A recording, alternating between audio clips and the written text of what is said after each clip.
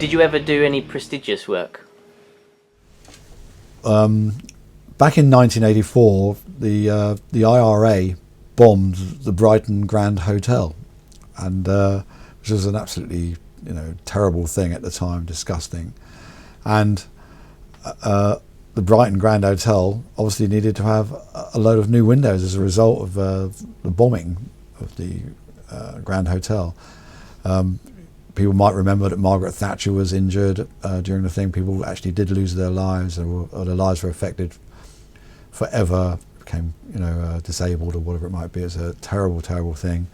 But obviously the refurbishment, they're doing the rebuilding of the Brighton Grand Hotel was going to be a very prestigious job. So my commercial sales director at the time, a guy called Bill Riegler, fantastic guy, said, we should get this. It's going to do us a lot of good. Getting this job is going to be the best job ever. And we're bound to get loads of spin-off work from it, and so on and so forth. Well, we did. We got the contract for putting the windows into the Brighton Grand Hotel, and it was one of the worst jobs we ever got involved with. To be frank, it was terrible because it was very targeted to reopen again. There's going to be a massive amount of publicity.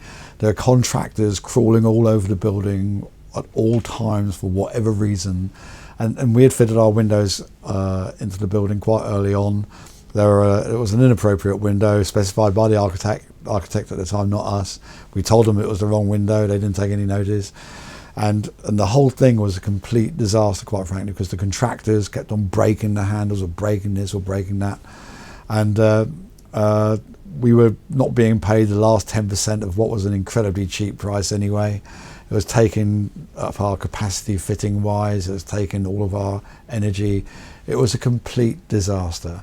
And then, to make things really bad at the end of it all, the main contractor wanted to have a go at us in a legal sort of way, saying it was our fault because they might be late. Well, it wasn't our fault, and thank the Lord, they hadn't noticed that we run our contracts through a shell company.